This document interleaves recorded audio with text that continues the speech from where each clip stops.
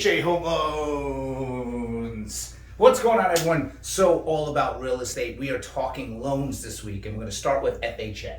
Now, right now, you're probably watching this, especially if you're an FHA buyer or a realtor that is representing an FHA buyer and you are having the hardest time. Well, I'm going to use a pretty bad analogy, but understand where I'm coming from, okay? If you right now were to look at two different people, and let's say one person is just in immaculate shape, they are just chiseled everywhere, and the other person is obviously extremely overweight, right? And you had to judge one or the other and say who's in better shape or who's healthier. You're gonna be like, well, that person's obviously healthier, right? Because you're just looking at them, right? Not by any other factor, by just looking, and you're just gonna make that assumption.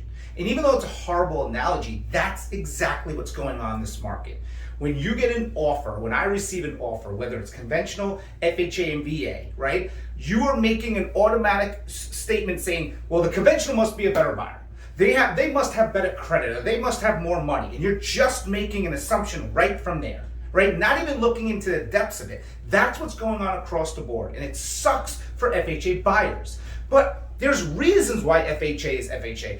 Maybe you don't have the best credit, but you have a lot of money. Maybe your debt to ratio is a little off, right? And it doesn't fit the conventional standards.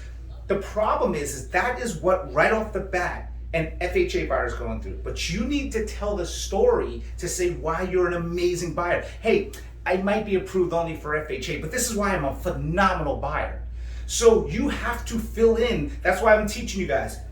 The escrow, the home inspection, the finance contingency. You have to make those stronger to say to somebody, just because you're automatically making an opinion on me because I'm FHA, I'm actually a phenomenal buyer. And that's the problem we're having in this market with FHA is a lot of the times, and this is why I'm teaching agents too, is when the FHA is coming over, it's not backed up by a strong offer on the contract. It's backed up by a pretty bad offer. I'll see like, hey, it's an FHA buyer and they're putting down the least amount of escrow and they want 15-day home inspection and they need this. And I'm like, oh, this is just, there's no way we're even gonna counter it. But that's not always the buyer's fault. It's the agent writing up the contract. And that's why I'm teaching both sides, buyers and agents.